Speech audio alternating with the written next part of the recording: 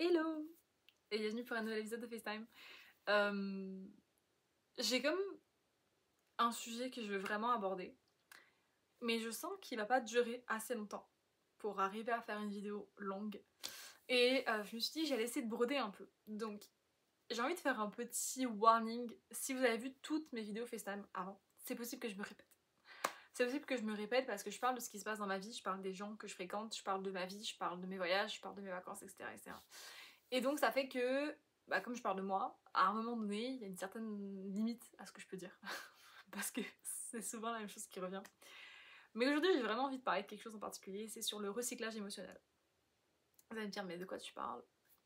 Ça tombe bien, on va en parler aujourd'hui et j'ai hâte de vous expliquer tout ça. Avant tout, bienvenue dans FaceTime, qui est une série de vidéos qui se déroule, on va dire, entre 18 et 30-40 minutes, que je parle d'un sujet de mon choix, sans aucun montage et sans aucune coupure, pour donner l'impression que je fasse réellement une vidéo FaceTime avec vous. Juste en haut ici, vous avez le petit onglet réglages paramètres, et vous pouvez augmenter la vitesse de vidéo à 1.5 ou 2, c'est ce que je conseille, pour que ça soit plus rapide, ou c'est comme vous voulez, ou mettre ça en background, pendant que vous écoutez quelque chose. J'allais dire je vais me mettre dans le soleil, mais je n'ai plus de yeux finalement. Donc on va rester dans l'ombre. Je vais mettre mon téléphone en mode nuit pour ne pas recevoir les messages. Et on va aller voir ensemble. Je me suis fait un petit plan de ce que je voulais aborder. Donc, commençons. Je sais pas si ça vous est déjà arrivé, si un jour vous vous êtes déjà retrouvé à parler à quelqu'un, arrêter, et un jour tout recommence. C'est vraiment de ça que j'ai envie de parler aujourd'hui. Est-ce que vous pensez, j'ai envie que ça soit interactif comme vidéo, il y a une mouche qui va me casser les couilles toute la vidéo, je le sens, je suis désolée, mais j'ai envie de vous questionner en fait, de voir qu'est-ce que vous en pensez de tout ça et comment vous vous situez face au recyclage émotionnel. Déjà, qu'est-ce que je veux dire par recyclage émotionnel? C'est une sensation pour moi où quand tu as déjà commencé à parler à quelqu'un, tu crées des liens avec la personne, tu l'apprécies, vous créez peut-être éventuellement quelque chose, et d'un coup, du jour au lendemain, vous arrêtez de vous parler pour une raison tierce, et que plusieurs semaines, plusieurs mois, plusieurs années plus tard, vous vous reparlez.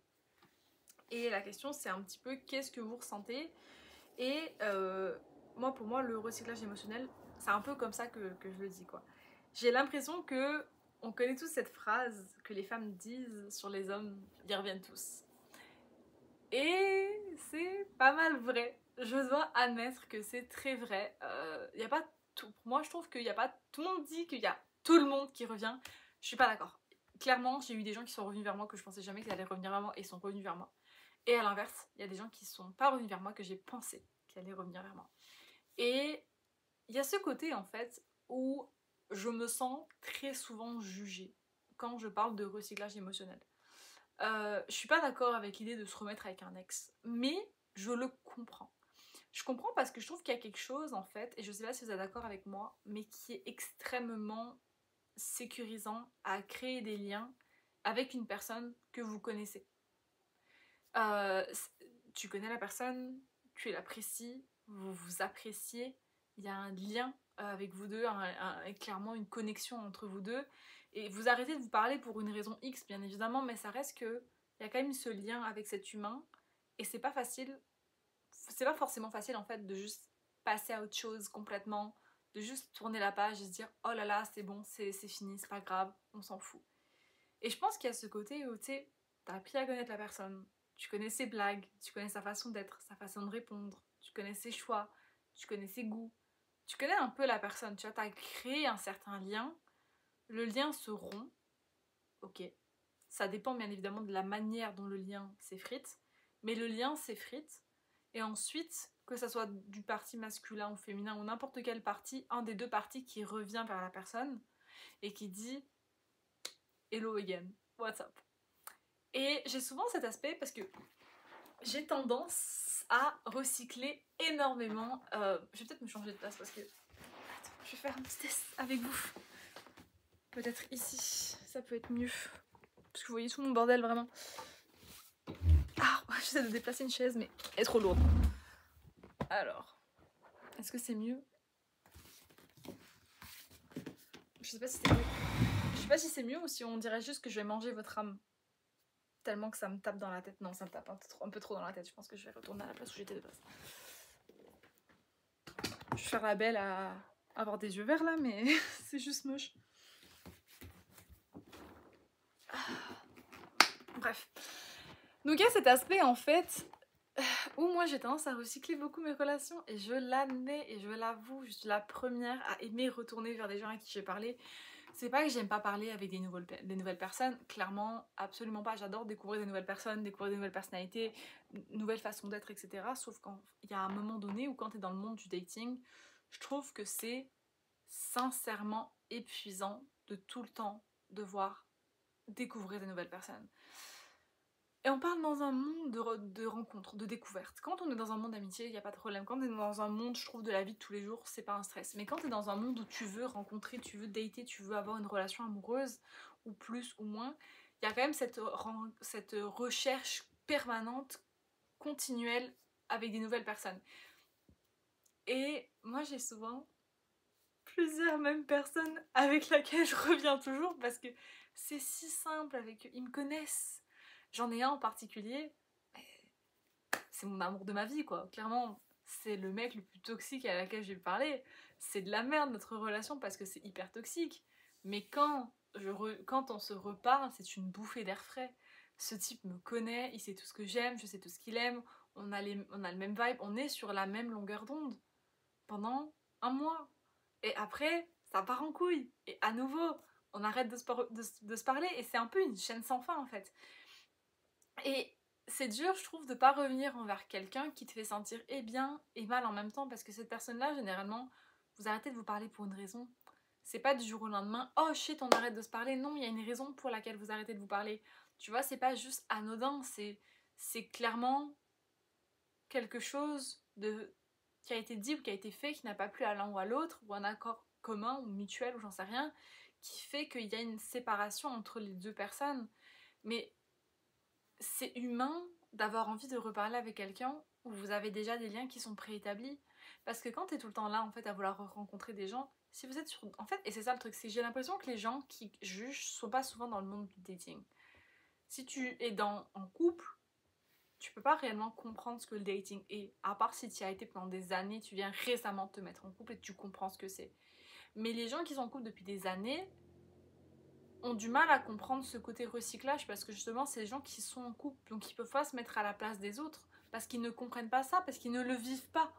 Donc moi, si je serais en couple depuis des années, bien évidemment que je comprendrais pas forcément ce que l'autre personne vit parce que je ne le vis pas moi-même. Et c'est comme un exemple, c'est comme j'allais prendre des exemples mais ils sont pas relevant pour l'histoire. C'est juste que je trouve qu'il y a trop un jugement envers les gens qui reviennent souvent vers les mêmes personnes. Oui, et what's the point? T'as le droit d'avoir envie de reparler à la même personne parce que tu sais comment la personne te faisait te sentir. Néanmoins, au début. Et c'est drôle que je dise ça, c'est parce qu'en fait, je sais pas si ça a vraiment un rapport avec la dépendance affective que j'ai mentionné dans ma précédente vidéo. Il y a quelques vidéos de ça, je sais plus combien. Ou bien si c'est une recherche de confort, mais des fois on a cette tendance de revenir vers ce qu'on est déjà alors qu'on n'a pas envie de recréer du neuf, on n'a pas envie de recréer de la nouveauté. Et je pense qu'en fait il y a ce côté, un aspect très jugemental, mais c'est parfaitement humain de ne pas avoir envie de tout le temps redécouvrir des nouvelles personnes. Il y a des moments où c'est mentalement épuisant de tout le temps être là à dire alors c'est quoi ta couleur préférée et c'est quoi tes hobbies et qu'est-ce que tu penses de ça et qu'est-ce que tu veux faire à telle place et tu travailles dans quoi et c'est quoi que tu veux dans la vie et qu'est-ce que tu cherches, et des fois t'es juste là en mode je t'en supplie ferme ta gueule, je t'en supplie. C'est chiant, déjà le dating à l'heure actuelle, on en a déjà parlé, c'est chiant à mourir, c'est les mêmes personnes sur les apps, c'est les mêmes conversations, il n'y a pas de réponse, les dates se passent mal, il n'y a pas d'attrait, il n'y a rien. C'est déjà un enfer le dating à l'heure actuelle. Alors si dans le dating tu dois parler à Pierre, Paul, Jacques, que tu es déçu encore une fois, une deuxième fois, une troisième fois, une quatrième fois, et que tu essayes Et t'essayes, et c'est bien d'essayer et de continuer à être persévérant et continuer à être positif et se dire je vais rencontrer quelqu'un, je vais rencontrer la bonne personne, ça va bien se passer, et si et ça et si, c'est super. Mais il y a des moments où c'est mentalement épuisant. Il y a des moments où quand tu sais, en fait, tu vois la sécurité et le lien que tu avais établi avec une telle personne, des fois tu reviens naturellement vers cette personne. Qu'est-ce que vous voulez que je vous dise? Genre, il y a ce truc où moi, ma motivation derrière ce côté recyclage-là, j'ai mes notes, donc je lis en même temps que vous, je pense que ça me crée une sécurité émotionnelle parce que je me dis la personne me connaît, la personne sait qui je suis, on s'est parlé plus d'une fois, on a établi un lien, on a établi une connexion, on a établi une envie de se parler. Donc je pense que déjà ça fait du bien, ça c'est établi, il n'y a pas de jugement. Récemment j'ai parlé avec un gars.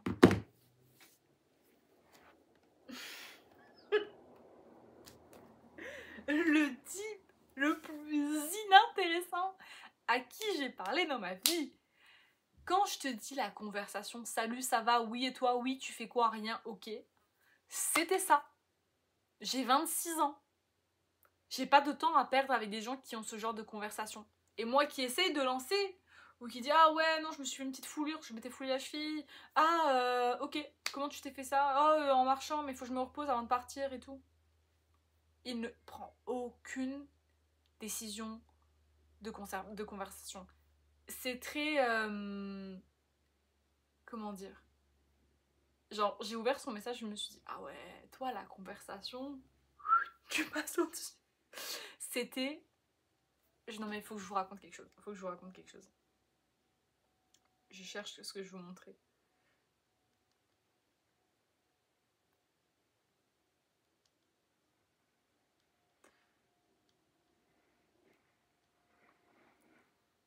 En gros, genre.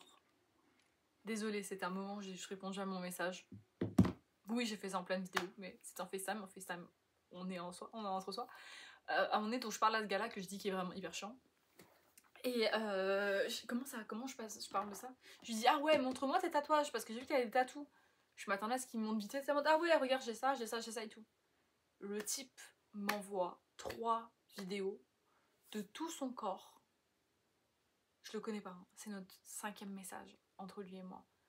De tout son corps, me montrant tous ses tatouages. Il est tatoué jusqu'aux fesses. J'ai vu son cul, je le connais pas, hein.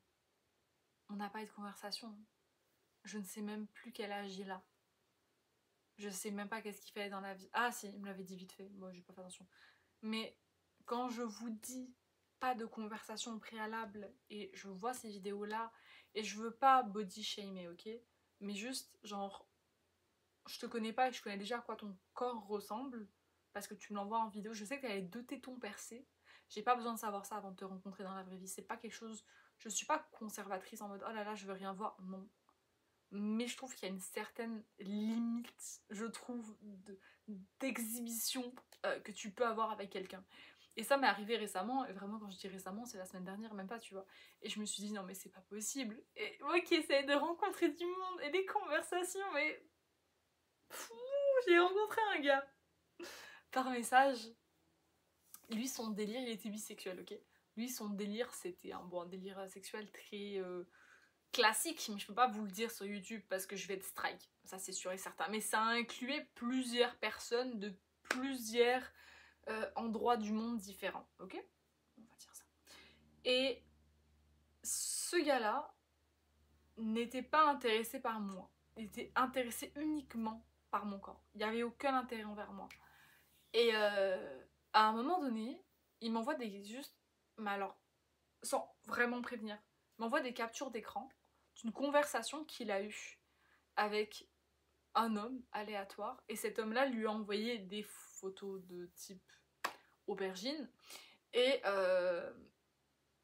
donc ouais, il m'envoie ça, je dis mais pourquoi tu m'envoies ça? Il me dit ah bah, je veux ta validation, je dis mais qu'est-ce que t'en as à foutre de ma validation, enfin c'est ton délire à toi, tu vois, je m'en fous, enfin je m'en fous complètement, et il m'envoie la vidéo du monsieur avec son aubergine. J'ai répondu peut-être que j'avais pas forcément envie de voir ça, hein. Le consentement sur ce genre de photos c'est extrêmement important, mais c'est surtout c'est passible d'amende. Après j'ai envie de te dire, il y a des gens qui vont réellement contacter en mode tu sais que je peux littéralement porter plainte et machin. Mais là, en l'occurrence, c'était pas lui-même. C'était une vidéo qu'il avait reçue lui qui m'envoyait à moi, tu vois. C'est un peu le téléphone arabe. Mais sincèrement, les gars, genre j'ai ouvert ça, je me suis dit, mais c'est pas possible. J'ai supprimé quoi. Je me suis dit, mais c'est ça. Et après, on en veut aux gens qui font du recyclage émotionnel, bordel. C'est normal. On tombe sur des zigougos comme ça, là, qui envoient l'aubergine de son ami, là, comme ça, sans me prévenir. Il demande rien. Je tombe sur un gars qui m'envoie un message qui me dit, genre, qui me balance une phrase d'approche, mais adorable. Ok, let's go. Il répond pas à mon message.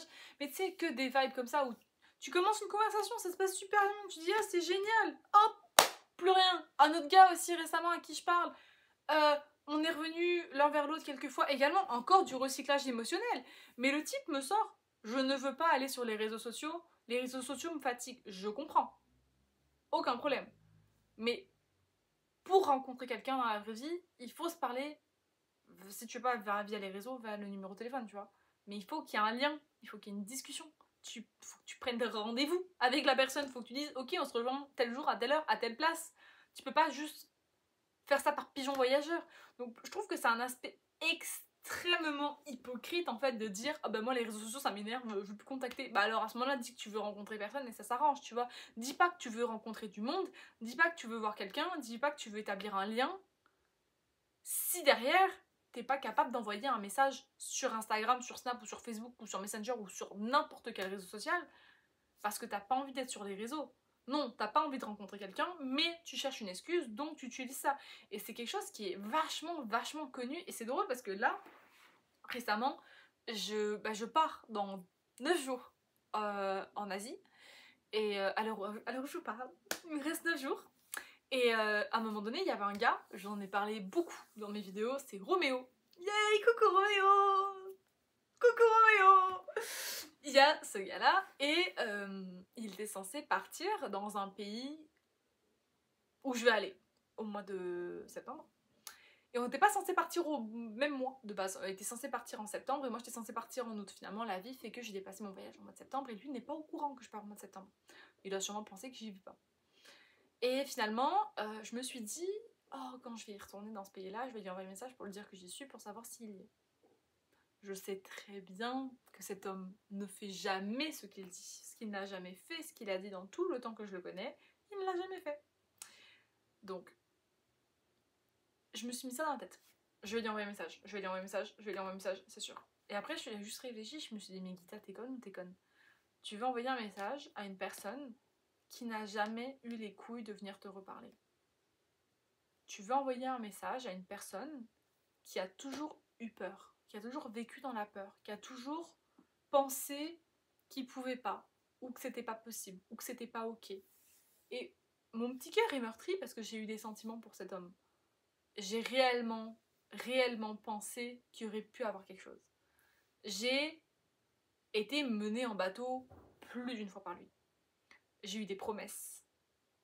J'ai eu des belles paroles.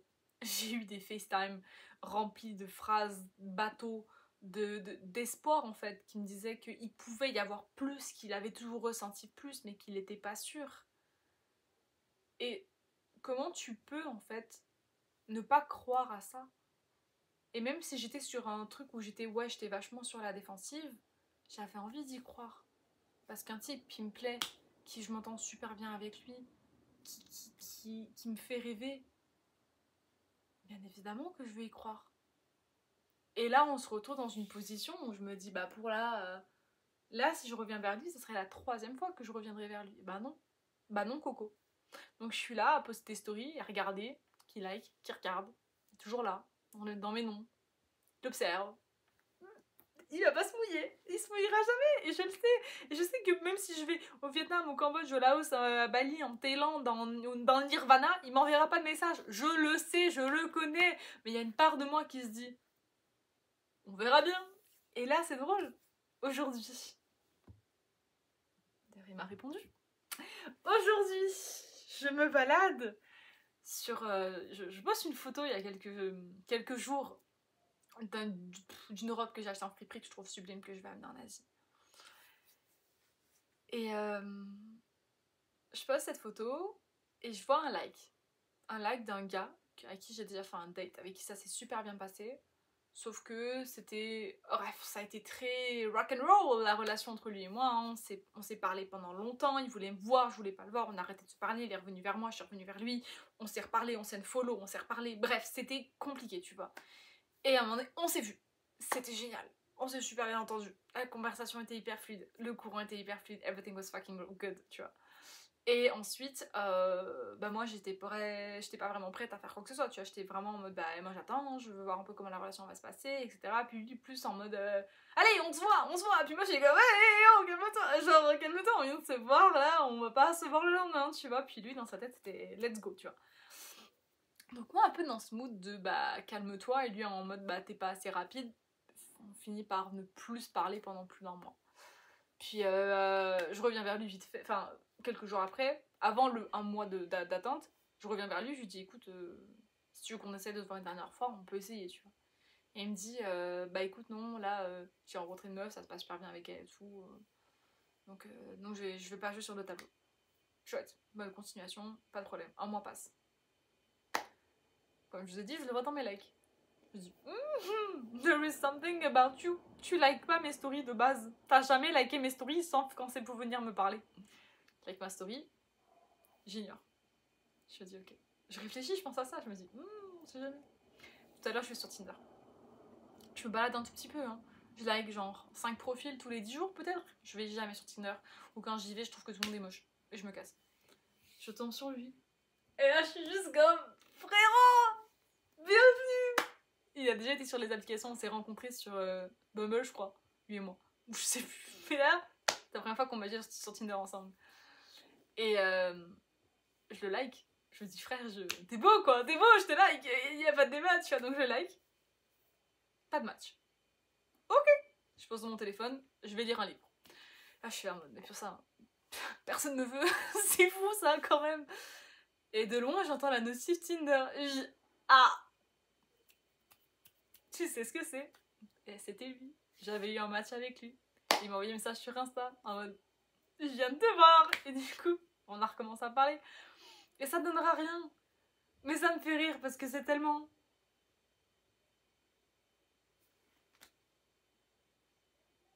Oh, j'espère que j'ai pas ma famille qui vient. C'est tellement sécurisant, les matchs Tinder. C'est tellement sécurisant, le recycler des gens à qui tu t'entends bien. Parce que tu t'entends bien de base. C'est si agréable. Et il faudrait pas faire ça. Et je voulais en venir à une conclusion. Je vous jure, je suis parano, hein. J'entends des pas, j'entends des voix.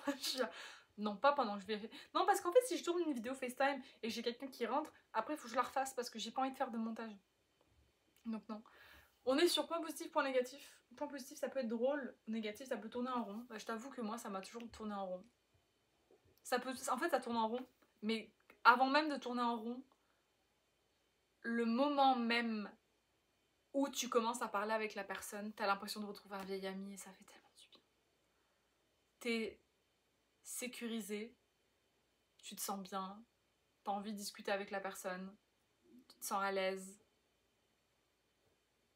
Il y a ce côté beau quoi, et ça qui fait un peu chier, c'est que c'est pas sain de faire ça, du recyclage émotionnel. Parce que tu finis forcément à un moment donné par être déçu à nouveau. Mais c'est tellement agréable de revoir des liens avec quelqu'un que tu as réellement déjà eu des liens et de pas essayer de faire la conversation sur le beau temps. Et oui, ça t'empêche de rencontrer de nouvelles personnes parce que tu restes bloqué sur des anciens, mais en même temps, à quel point c'est épuisant de tout le temps être dans un mood où tu as envie de rencontrer de nouvelles personnes, puis tu rencontres sur des détraqués comme ça qui envoient les aubergines de leurs potes, l'autre qui tatouille jusque dans le fond du trou du cul, puis qui m'envoie tous ses tatouages et qui a aucune conversation digne d'intérêt, l'autre qui en a rien à foutre, lui qui est ci, lui qui est ça, l'autre qui envoie un message qui a pas de réponse, à un moment donné c'est ça, un mec qui parle dans une auberge de jeunesse quand j'étais à Montréal, il m'ajoute sur Instagram, non mais attends, il m'ajoute sur Instagram, donc moi je lui dis ok nice on va parler, tu vois, y a pas de problème. J'envoie un message le lendemain, pas le lendemain mais en gros je l'ai rencontré le matin, puis moi je faisais mes affaires dans la journée puis je partais de Montréal, donc je dis si tu viens à Québec je peux te faire visiter la ville. Et il me dit ok y a pas de problème et tout, on s'ajoute sur Insta.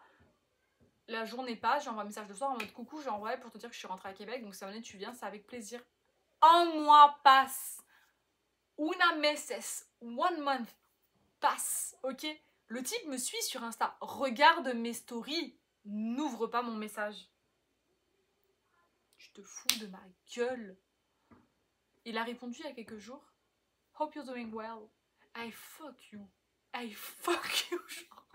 Ça t'a mis un mois et j'ai répondu yes I am. I hope you are too. Il a toujours pas ouvert. Pourquoi tu viens me parler si t'en as rien à foutre de ma réponse? Je comprends pas. Donc je comprends le recyclage. Vous comprenez un peu mon point de vue? Bref, je voulais juste vous expliquer ça. Et donc c'est interactif. Si vous avez envie de parler, de commenter, d'expliquer est-ce que vous êtes pour ou contre le recyclage émotionnel, est-ce que c'est bien, est-ce que c'est pas bien, est-ce que ça peut être sain, est-ce que c'est pas sain, et si vous voulez juste voir ma vie sur les réseaux sociaux, Guitapria23 sur Instagram, Guitapria 23. Voilà, j'en profite pour faire ma petite pub. C'est peut-être une des dernières vidéos que je vais tourner ici avant de partir en Asie. Je vais tourner des vidéos en Asie, ne vous inquiétez pas, il n'y a aucun débat. Je vais tourner des vlogs, je vais tourner des FaceTime, c'est sûr à 100%. Mais n'hésitez pas à m'ajouter sur Insta. Je serais trop curieuse de voir qui va venir et j'ai hâte d'avoir vos opinions sur ce que je dis. Bref, faut que j'arrête de parler. Je vous embrasse, je vous dis à bientôt pour de nouvelles aventures. En mode on est dans Dora. Je voulais juste dire plutôt à bientôt pour un nouveau FaceTime. Bisous.